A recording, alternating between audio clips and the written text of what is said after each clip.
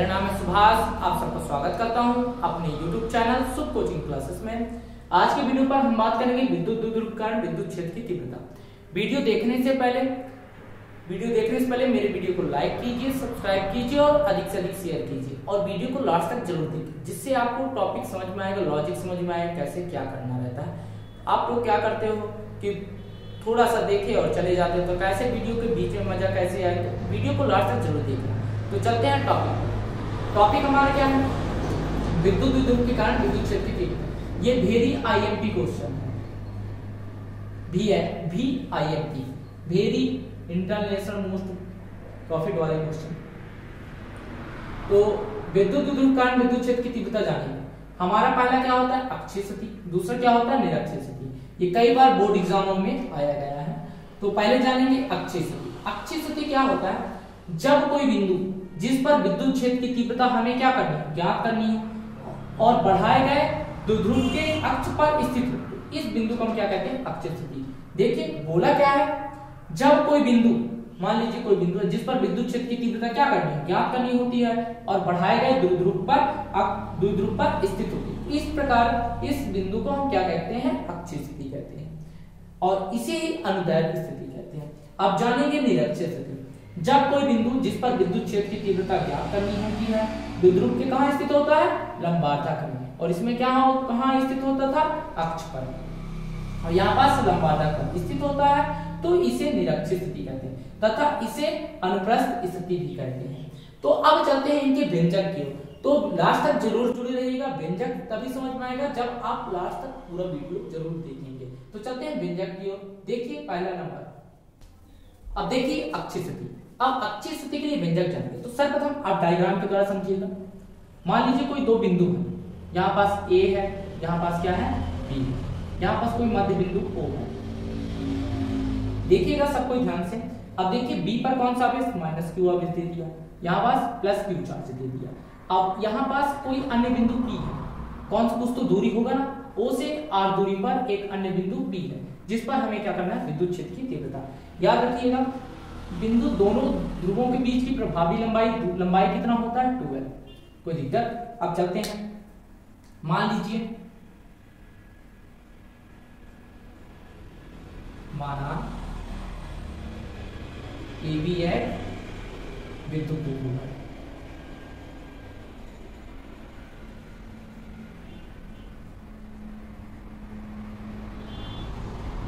जिसकी प्रभावी लंबाई 12 है, जिसकी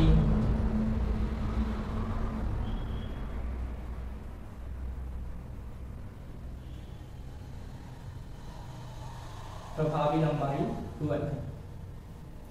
अब मध्य बिंदु O से, मध्य बिंदु O से R दूरी पर एक अन्य बिंदु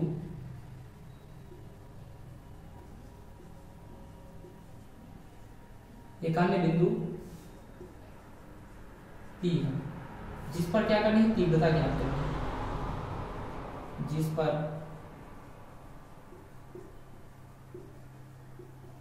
तीव्रता ज्ञात करनी है। अब देखिएगा क्या लिखो, मान लीजिए AB एक क्या है, विद्युत द्विध्रुव है, जिसकी प्रभावी लंबाई क्या है, 12। A से B तक की लंबाई क्या है, 12। और मध्य बिंदु O से R दूरी पर एक अन्य बिंदु P है, जिस पर क्या ज्ञात करनी है, विद्युत क्षेत्र की तीव्रता। अब देखिएगा, अब हम चलते हैं A पर प्लस Q आवेश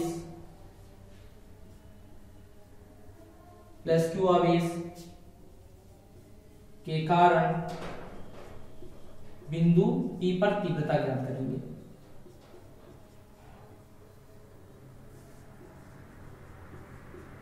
P पर तीव्रता, तो देखिएगा पहले के लिए मान लीजिए E1। अब यहाँ पास कितना आ जाएगा, 1/4πε0। अब यहाँ पास Q दूरी होता है ना, अब हम किसके लिए ज्ञात करें, A पर +Q आवेश।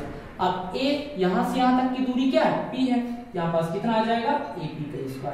किस दिशा में, कूलॉम के नियम से पढ़े, दूरी के वर्ग के क्या होता है, व्युत्क्रमानुपाती। कौन सा दिशा हमारा, AP की दिशा, AP की दिशा। अब सबको ध्यान से समझिएगा, यहाँ पास कितना आ जाएगा E1 बराबर 1/4πε0। अब यहाँ पास कितना आ जाएगा Q। अब यहाँ पास AP लिखा है ना, A से लेकर P तक की दूरी। अगर मैं A से लेकर P तक की दूरी निकालूं, पहले ध्यान से देखिएगा, ये 12 है, यहाँ से यहाँ तक L था, यहाँ से भी यहाँ तक L था।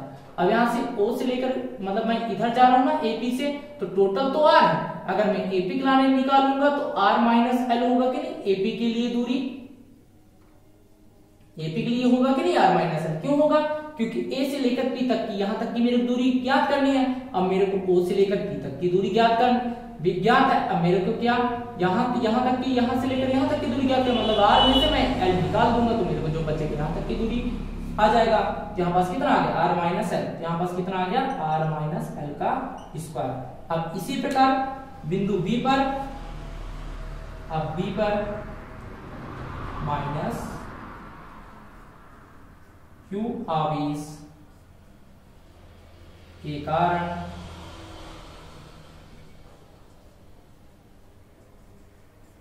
विद्युत क्षेत्र की तीव्रता।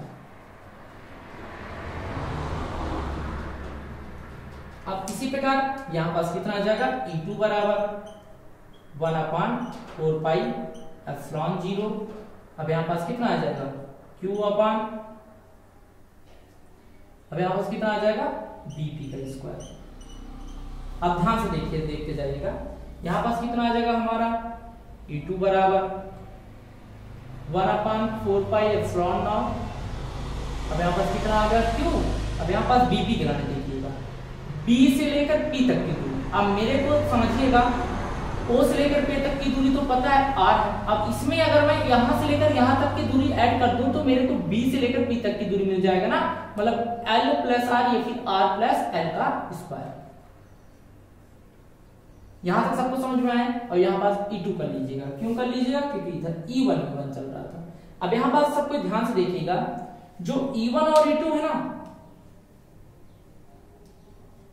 E1 व E2 एक ही रेखा के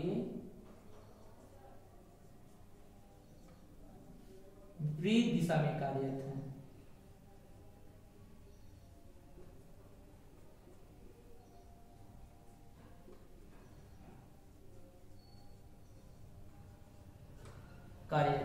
इसलिए जो E1 होगा ना, ये बड़ा होगा किसकी तुलना में, E2 की तुलना में। सही बात है, प्लस है, ये माइनस है, सॉरी ये प्लस ये माइनस है, यहाँ पास माइनस कर लीजिएगा।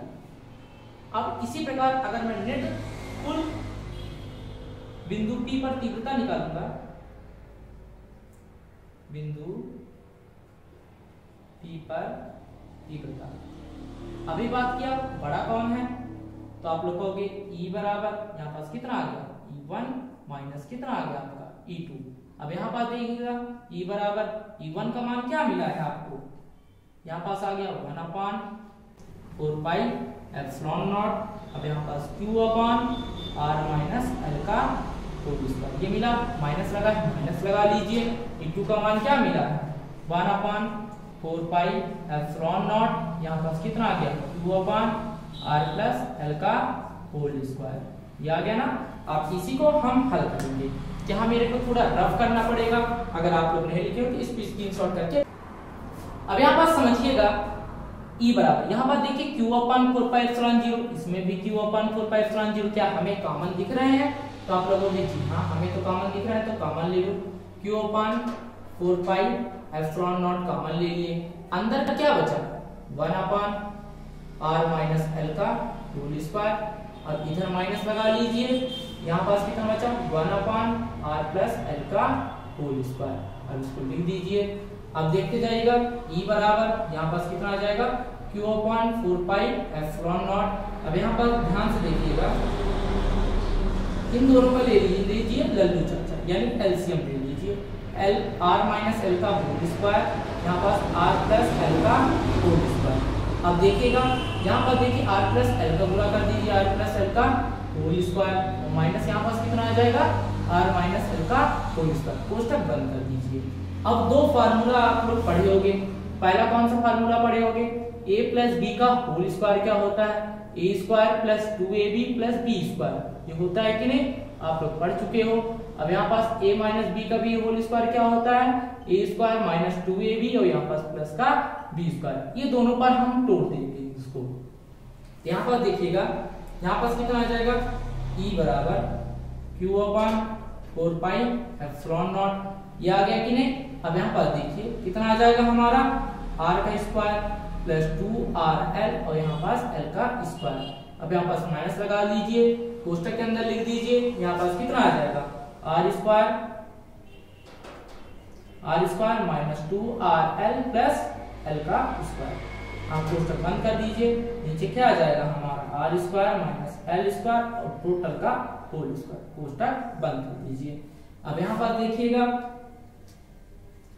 e बराबर यहाँ पास कितना आ गया, q upon 4 pi epsilon not. अब यहाँ पास देखिएगा, यहाँ पास कितना आ गया, r स्क्वायर प्लस 2rl, अब यहाँ पास प्लस का l का स्क्वायर माइनस, अब माइनस के अंदर गुणा कर दीजिए, माइनस का r स्क्वायर और यहाँ पास प्लस का 2rl, ये माइनस प्लस का था तो ये भी माइनस का हो गया l स्क्वायर। अब नीचे क्या आ जाएगा हमारा, r square minus l square, कोष्टक बंद कर दीजिए। अब ध्यान से देखिएगा, ये r स्क्वायर से r स्क्वायर कट रहा है क्या, जी हाँ, क्यों, एक प्लस में एक माइनस में, ये l स्क्वायर से ये l स्क्वायर कट रहा है ना, पूछोगे क्यों, क्योंकि एक प्लस में है एक माइनस में है, तो हमारा बचा क्या। अब यहाँ पर देखिएगा e बराबर q upon 4 pi epsilon not, अब यहाँ पास कितना बचा, 2 2 4 r l और यहाँ पास क्या हो गया, r स्क्वायर माइनस l का स्क्वायर, अब ये टोटल होल स्क्वायर। अब इधर समझ, तो e बराबर q upon 4 pi epsilon not, अब यहाँ पास कितना आ जाएगा, मैं इसको लिख सकता हूँ क्या, 2r इंटू 12, और यहाँ पास क्या लिख सकता हूँ, r स्क्वायर माइनस l का होल स्क्वायर। अब इधर थोड़ा समझिएगा, तो e बराबर में यहाँ क्या लिख सकता हूँ, अब यहाँ पास 1 अपॉन 4 पाई एप्सिलॉन नॉट लिख सकता हूँ क्या, जी हाँ लिख सकता हूँ। अब यहाँ पास इसको 2r इंटू 2ql लिख सकता हूँ कि नहीं, अपॉन में कितना आ गया, r स्क्वायर माइनस l का स्क्वायर। अब चूंकि मैंने पिछले वीडियो पर बताया है विद्युत द्विध्रुव बराबर, विद्युत द्विध्रुव बराबर क्या होता है, p बराबर 2ql होता है कि नहीं, यानी q इंटू 2l होता है, सॉरी, मतलब वही बात है, q इंटू 12, जिसे मैं क्या लिख लेता हूँ, 2ql। अब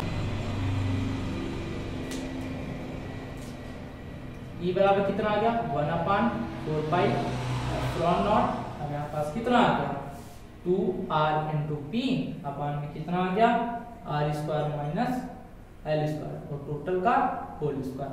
अब देखिएगा, अब देखिएगा l का मान r की तुलना में बहुत कम होता है,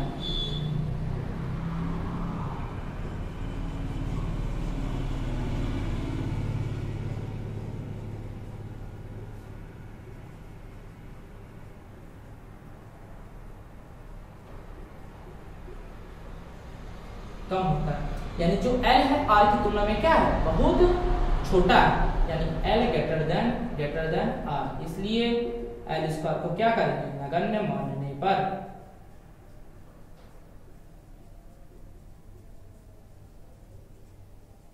अब यहाँ पास देखिए l स्क्वायर को तो छोड़ दिए ना, अब हमारा क्या आ गया, e बराबर 1 अपॉन 4 पाई एप्सिलॉन नॉट, यहाँ पास कितना आ गया, 2rp अपॉन कितना आ गया, r स्क्वायर पहले था, स्क्वायर से स्क्वायर को हो गया, कितना आ गया 4, अब ये r है, ये एक r को काट देगा कि नहीं, तो e बराबर कितना आ गया, 1 upon 4 pi epsilon not into यहाँ पास कितना आ गया, 2p अपॉन r की पावर 3, यही हमारा अक्षीय स्थिति के लिए व्यंजक है।